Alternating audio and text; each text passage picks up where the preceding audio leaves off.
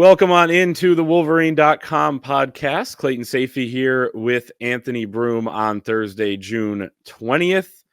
We caught up with Steve Palazzolo of Pro Football Focus. We're going to bring you that interview here in just a second, talking Wink Martindale, breaking down the X's and O's, the scheme that he's going to bring to the University of Michigan after his 20 years of NFL experience. We'll talk J.J. McCarthy, how he could impact as a rookie, Michigan's 2025 draft prospects, how Jim Harbaugh is going to do with the Chargers, and more with Steve. So check that out here in just a second.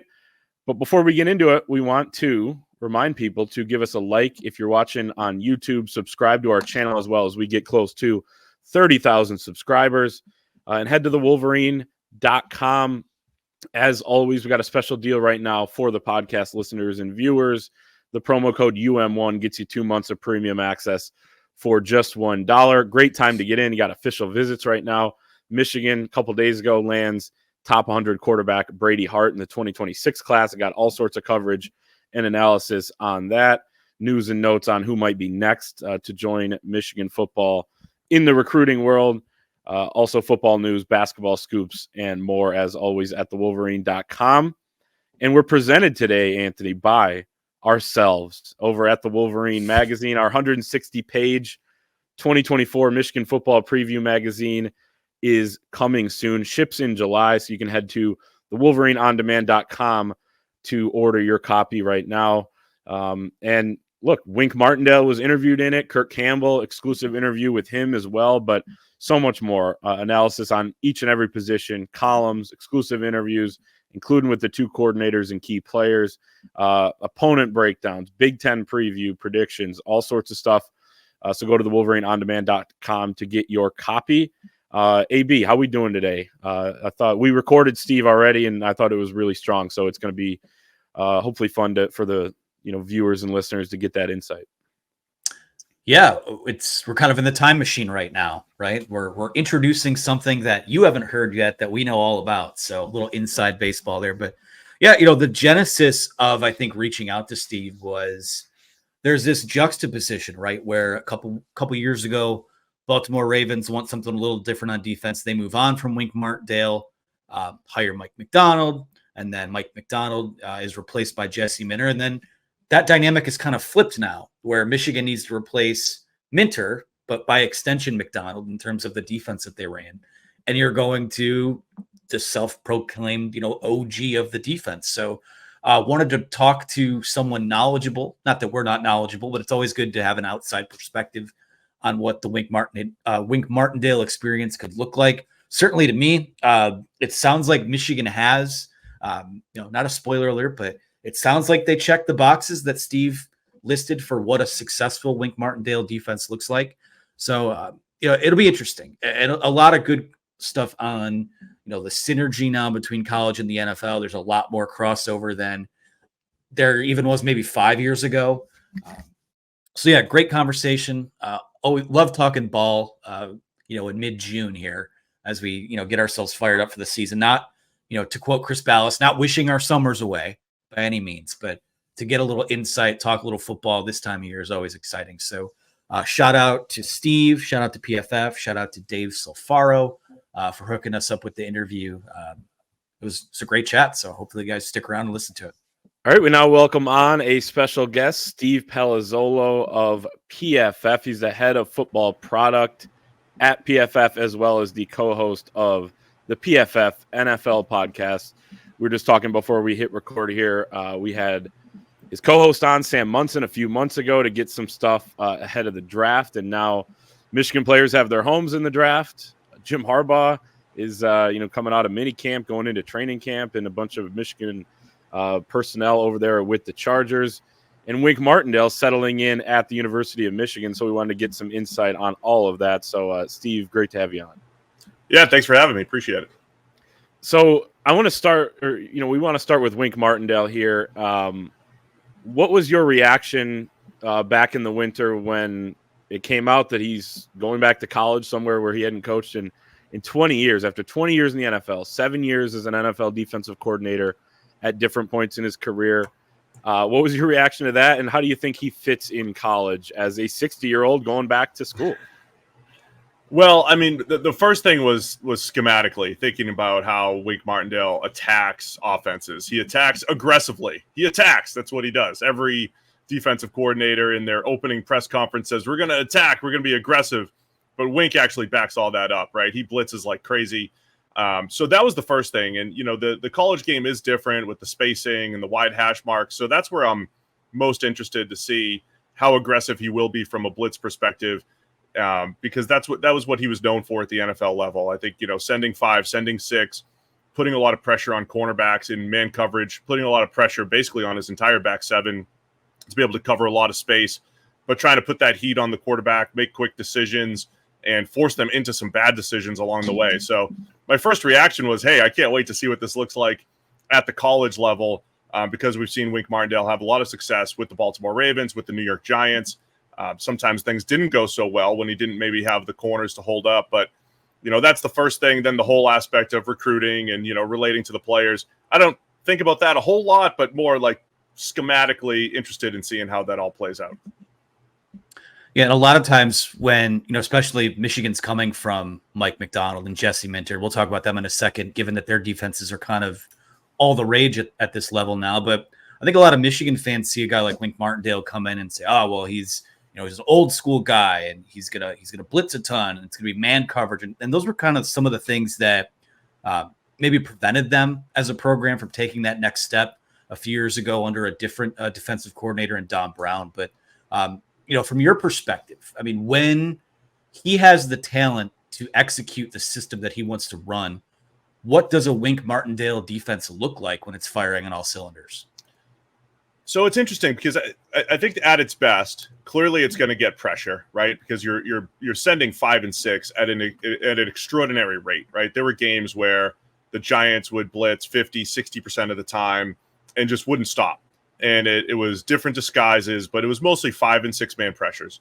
And so at its best, not only are you getting heat on the quarterback, you're creating a little bit of confusion, a little bit of indecision, but then you have corners on the back end that are making life difficult. Like when you go back to last year, the Giants didn't really have the corners to hold up. So they were getting torched by teams like the 49ers who have these incredible receivers.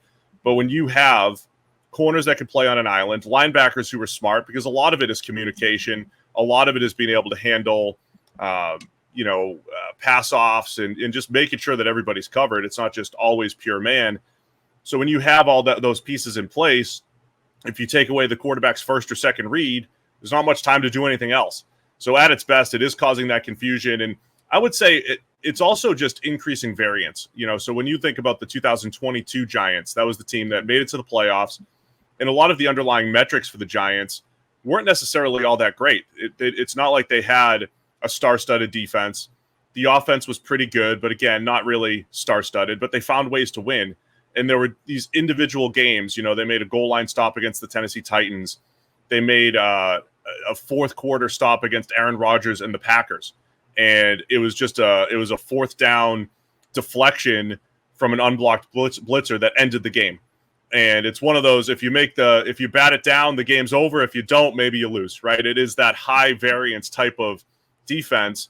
But again, if you're coming from a position of strength, recruiting well, and you've got good corners and you have good players up front, then you have a lot of success. The other thing that stands out to me was Dexter Lawrence and his success in the Giants defense as a monster nose tackle, pushing the pocket, having fewer double teams to deal with. I think about Kenneth Grant and Mason Graham and what they might be able to do. Of course, Grant's more of the pure nose tackle type, but their ability to just be one-on-one rushing from the interior because of all the chaos that's happening behind them, I think, that it bodes well for what Michigan can do from a defensive line perspective. Yeah, no, that is an interesting part of it. And also Wink talked recently about how when he went back and watched Michigan's season last year and what Jesse Minter called, there's a lot of simulated pressures. They didn't necessarily have to bring a bunch of other guys, and they had probably the best defensive line in the country. And you mentioned a couple guys that are back this year that will make it near the top of the country again, but they created havoc even without bringing extra guys. I guess take us through maybe what stands out about this Ravens style defense, where it's kind of an amoeba defense. They're disguising things. They're bringing guys. You don't know who's coming, who's not, even if it's just 4 guys rushing. If you don't know which 4 it is, that can create some havoc for the O-line and the quarterback. Yeah, I think that pretty much sums it up. I mean, if you just look at blitz rates, right? If you were just looking in a vacuum, you would say, oh, it's not an extremely aggressive defense, but it is that confusion that it creates. I would say they're also going to lean a little bit more on too high concepts, keeping the safeties back, avoiding big plays, and have a more of a blitz package where you're going to play quarters behind it or cover 2 behind it, where most blitz structures are single high, right? You're going to have that single high free safety, and pretty much everyone else is either on an island or zoning it out in zone blitz, traditional zone blitz type of look, a 3 under, 3 deep type of look. So I think what Minter and McDonald and that whole scheme, what they have done is as you mentioned, I think create some indecision. We saw how much they destroyed Alabama's pass protection and all of their rules in the Rose Bowl. So they create indecision without sacrificing too much on the back end from a coverage perspective. And then if you read what Ted Wynn wrote this summer on The Athletic, just talking about the stuff that you don't necessarily see, which is the simplicity and the ability to be multiple without being confusing, right? Because we always see the play call, right? We watch the game, we see the play call, but the stuff that goes on behind the scenes, the ability to adjust play calls, the ability to adjust to an offense on the fly, the ability to send one person and drop another person into coverage and basically take the same call and make one little tweak to it. Those are different and rare and more of a Mike McDonald, Jesse Minter, that scheme, unique to that scheme, we'll say. So those are the types of things that they've done a really good job of. It's different from, I think, when Seattle's defense, took the league by storm and you said, they're going to play this one thing, cover 3, and you need this type of corner on the left side and this type of corner on the right and this type of hammer for strong safety and this type of Earl Thomas free safety. I think it's less formulaic as far as the personnel goes, but it's actually just more flexible. And, the overriding, trend there is the ability to make life difficult on the pass protection while also keeping enough players back in coverage that you're not going to get burnt by the blitz. There's an interesting juxtaposition here with, obviously the way things ended with Wink Martindale in Baltimore, and then you go to Mike McDonald and, Michigan replaces Mike McDonald with Jesse Minter to kind of run that same system. And now it's kind of flipped where both those guys are now in the NFL. Wink Martindale is back in college. So I think the question I would have, and not necessarily is it better or worse, but, how is what Wink likes to do defensively different than what Mike McDonald and Jesse Minter like to run? And, why are their systems right now kind of the new hotness in the NFL?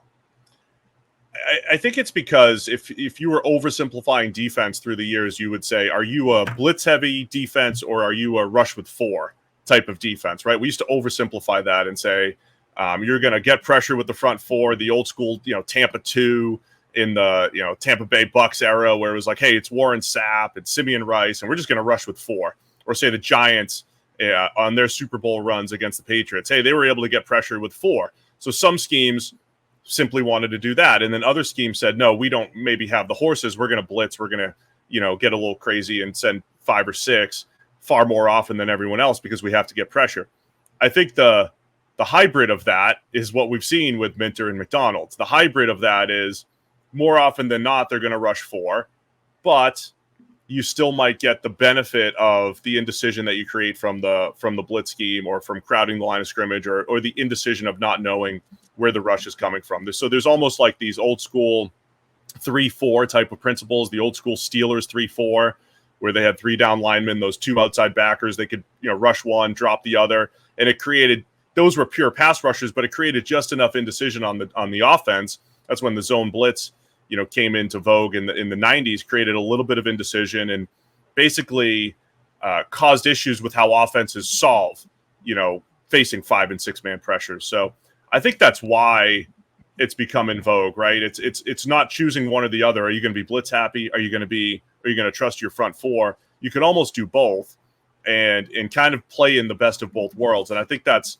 the hybrid that that new scheme has created for the Ravens, for Michigan, and now, all across the NFL, really. More of an open-ended or bigger picture question, offense, defense, special teams, but also in the context of Michigan bringing back an NFL defensive coordinator, but also having, coaches in the past that have been in the NFL, like Jim Harbaugh.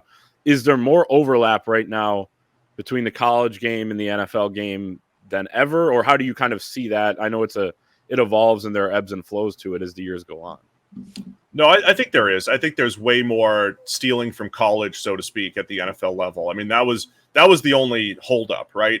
College was always had to be more innovative because you've got 130 plus teams versus 32 in the NFL.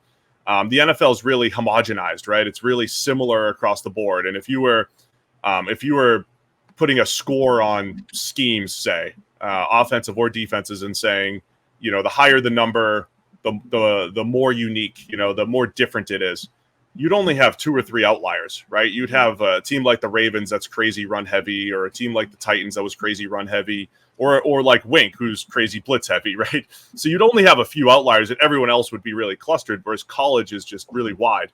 But I do think in recent years, because of practice time or less practice time at the NFL level, and maybe the urgency to win right away more than ever and not being able to develop players, I think the NFL has to adjust to college. They have to adjust to what quarterbacks do well. They have to steal play calls. I mean, I was just talking to an offensive coordinator who, drafted a quarterback in this draft, and I said, "Hey, were you checking out his scheme in college? Did you steal anything?" He said, "Oh yeah, we stole at least a concept and maybe more, coming up this summer," because you always want to play to the strengths of your players, and I think the NFL's caught on to that more than ever. So there'll always be differences, right? It's a different game. There's different rules. The hash mark difference makes it it is a massive difference, right, in NFL versus college. But I do think we're seeing more than ever the NFL taking from college, more than ever before. A lot of times people, when they do these season previews, they look at, the overarching storylines for the team. One of the biggest ones for Michigan this year is all the guys they lost to the NFL draft this past year. 13 guys selected. It was a program record, but, I think in terms of maybe what's not being talked about as much is the talent that they have coming back, especially on the defensive side of the ball. I just checked. You guys at PFF have, I believe it's 7 Michigan guys in the big board you currently have for 2025. 2 of those guys are in the top 4. You have 3 of them in the top 16. Kenneth Grant is kind of just outside, the top 32 or so at 36. So maybe not quite as deep a class that they had last year, but certainly looks like a lot more top heavy. I guess your early thoughts on the type of talent that this 2024 Michigan team could send to the NFL next year. Yeah, I haven't done a ton of work on the draft yet. I've watched a little bit though, and I mentioned Mason Graham earlier. PFF grades are through the roof for him. I think the question for him is going to be measurables and size. I don't know if you guys have his arm length handy, but they look small, and I don't think the NFL is going to love that.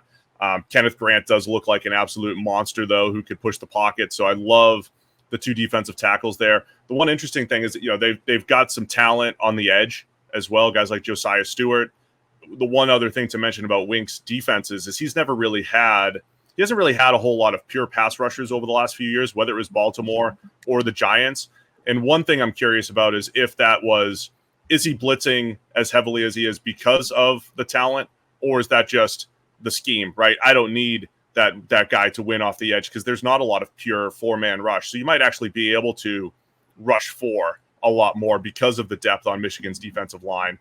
Will Johnson, of course, is going to get a ton of publicity, I think, this year and for the draft. So, look, I think they've got a lot of good talent coming back. I think for me, the biggest question mark is all the turnover on the offensive line, even if they're highly touted guys, just having the turnover, having that inexperience compared to what they've had. And the mark of last year's Michigan team to me was not necessarily superstars, but the depth. It was very much like the Ravens. When you look at the Ravens depth chart, it's just blue and green grades for PFF. Blue and green consistency across the board. That was Michigan's defense, right? The Mike Sanderstills of the world, the Chris Jenkins of the world. Those guys were just really good, and there was a lot of good players that got sent to the NFL. So to me, it's more about the depth. It does seem like there's more star power, maybe relative to last year, having some of these guys a year older. So it looks like there's plenty of talent left there. Just a matter of will they overcome some of the depth that got lost to the NFL? Moving into some of the Michigan guys that are in the NFL now, and going back to what you were talking about with the overlap with college and the NFL, I guess does that make it easier maybe for a quarterback to transition to the league? I know even Tom Brady has talked recently about one of his complaints right now with the league is that the quarterbacks maybe don't have everything at their disposal right now, pre-snap, to change things or full field reads, that sort of thing.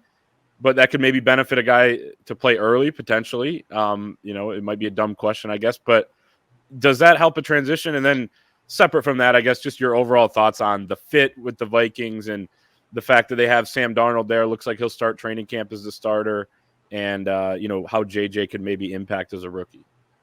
Yeah, as for the first question, I think the number of quarterbacks who rely on their legs now versus 20 years ago, it does help the transition because a guy like Anthony Richardson or even like Jalen Hurts earlier in his career, seeing those guys. I mean, even Josh Allen just kind of scrambling around as he was trying to figure it out. I think it just buys you some time with some quote unquote easier plays, some designed QB runs, which open up the play action game, open up more open throws down the field.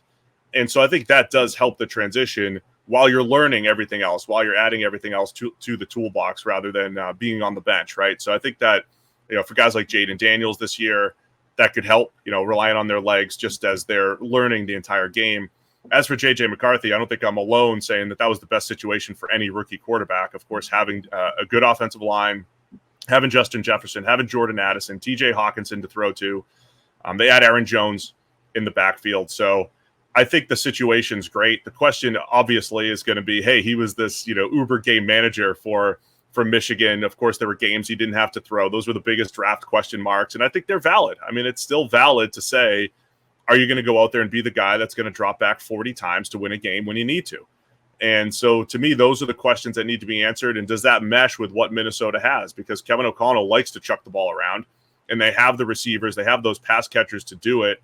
So I think it's going to be about that consistency. I loved a lot of what McCarthy did at a high level, right? I mean, his ability to, I thought, get through reads, throw the ball with zip, and throw the ball into tight windows. He has a lot of great plays on tape.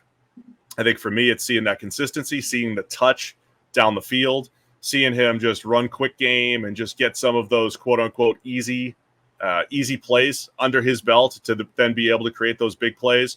And then I know he looked very athletic in college and has some really good athletic plays on tape, but there were other times I thought McCarthy was a little slow moving around the pocket. I know that must sound crazy for Michigan fans, but the Indiana game, he had a couple of those fumbles, trying to make things happen. He's got to find that balance. So he can throw on the run. He is very athletic, but there were times when I think he was trying to do too much. So trying to find that balance between creating big plays outside of structure and then knowing when to, live to fight another day. So I think those are going to be some important things for McCarthy as he transitions here. No doubt. Taking him out of it, I guess, and there were 13 guys, as Anthony said, to choose from. But I guess who might have an impressive rookie season, or who do you think isn't the best situation outside of JJ? If it's Mikey Sainer still, or Junior Colson, or Roman Wilson, somebody else in Michigan's draft class. Yeah, Junior Colson's the guy that comes to mind for me because I think we keep talking about this scheme and he's going to play in the same system. And I thought he was just one of those linebackers who I don't think he was spectacular, but was always in the right position. I thought he had a great feel for coverage, a great feel for route concepts. And that comes from knowledge of the system, and being able to carry that over as a third round linebacker, I think is a huge advantage. I love Sanders still. I think he's going to be an excellent player. I mean, he reminds me a lot of a Mike Hilton or a Kenny Moore, that do it all slot that's just going to be an effective NFL player. So I think he'll hit the ground running. And I'm a big fan of Chris Jenkins and what he's capable of doing with the Bengals. I think they're going to need him to be a playmaker, especially in the run game with DJ Reader moving on from the Bengals over to the Lions. So I think Jenkins has a big opportunity in Cincinnati. And I was a Roman Wilson fan as well. And if Pittsburgh doesn't make a move at receiver, that number 2 wide receiver spot opposite George Pickens is wide open. So Roman Wilson, he was awesome at the Senior Bowl, watching him run routes. He had an incredible one-handed catch there. I think he has a chance to make an impact too, just because of the opportunity, assuming that Pittsburgh doesn't make another move at wide receiver. Well, I know you guys have talked about this kind of ad nauseum at this point. But Jim Harbaugh back in the NFL, Los Angeles Chargers, the second time around for him, second stint in the league. Do you see is he going to replicate that success at the next level, or do you have any concerns about how long he's been out of the league. It's been kind of a bit of a curious offseason, but also a very Harbaugh offseason, and he's won everywhere he's been. So just thoughts on that transition and what you make of them heading into this year. Yeah, I think Harbaugh will be good. I mean, I think if you look at what I just described with Michigan's roster last year and how it was just solid across the board and looked like the Ravens, the Chargers were kind of the opposite. They were big names, star power, but not enough depth. They weren't probably physical enough in the run game on either side of the ball the last few years. So Harbaugh putting his stamp on the team, it's difficult whether you're a new coach in college or in the NFL. It's difficult to put that stamp on in year one. You're going to have your style. You're probably going to implement it. It's tough to get all the right personnel there. So there's certainly a transition going on with the Chargers. But it looks like the first step was they had to get rid of big names like Keenan Allen, like Mike Williams, had to restructure guys like Khalil Mack. But I think there's still a lot of talent on that team. What I'm really interested in is with Justin Herbert under center, it's still a pass-first NFL, right? And Harbaugh was him and Greg Roman were always one of the most run-first tandems back when they had the Niners and when they were with the Niners. And then Greg Roman, developing quarterbacks like Colin Kaepernick, like Lamar Jackson, who use their legs heavily, use the designed run game a lot. And Justin Herbert, who's very athletic, but that's not the way that you want to build your offense, most likely. So that's one of the biggest storylines for me is how does Greg Roman fit with Justin Herbert? Clearly, they wanted to rebuild this offensive line, go with Joe Alt right at the top. I don't mind that as a move. I love Joe Alt as a prospect. Could easily become a strength for the Chargers. But the bottom line is I think Harbaugh is going to succeed, but I'm fascinated to see what it looks like year one as they transition because it could still be a bumpy road, but I think ultimately he'll get there and they'll start challenging the Chiefs year in, year out, at least for the division title. Yeah, it's going to be fun or interesting at the very least to watch. Steve, thank you so much for coming on. What can we – I go on PFF pretty much every day. If nothing else, if I need a snap count, but there's much, much more than that, clearly, and we put our subscription to good use there. But what can we look for from you, from PFF as the summer rolls on? Because it's not just the season or, draft season or whatever. It's 24/7, 365 over there with football. Yeah, PFF.com is great, especially this time of year as far as fantasy betting, looking forward to the season. And then the PFF NFL podcast, that's where you can hear me 2 to 3 times a week, throughout the offseason and into next season. So that's where I suggest everybody goes, PFF NFL podcast. Yep. Check it out. He's everywhere, including their pod. So check them out. Steve, thanks so much for coming on. Yeah, thanks for having me. That was Steve Palazzolo with PFF. Thank you so much, everybody, for joining us here on the Wolverine podcast. Make sure to like the video if you're watching on YouTube. If you want the Wolverines to win another national championship, you will hit that thumbs up. It's fine if you don't want that to happen. It means you won't hit the thumbs up. But if you want it to happen, hit the like button. Subscribe to the channel as well on YouTube. We're nearing hitting 30,000 subscribers. And head to the Wolverine.com right now. Special offer, promo code UM1 gets you 2 months of premium access for just $1. So you get behind the paywall there for 50 cents a month for the next 2 months. So promo code is UM1 there. And check out the Wolverines 160-page 2024 Michigan Football Preview magazine. You can order your issue at thewolverineondemand.com. Those will ship in early July. You'll be at the beach. You'll be sipping on something good at the beach, reading your Michigan Football Preview magazine very soon. In just a few weeks, you'll have your hands on that if you get an order in right now at thewolverineondemand.com. So thanks so much for watching and listening, and we'll see you next time.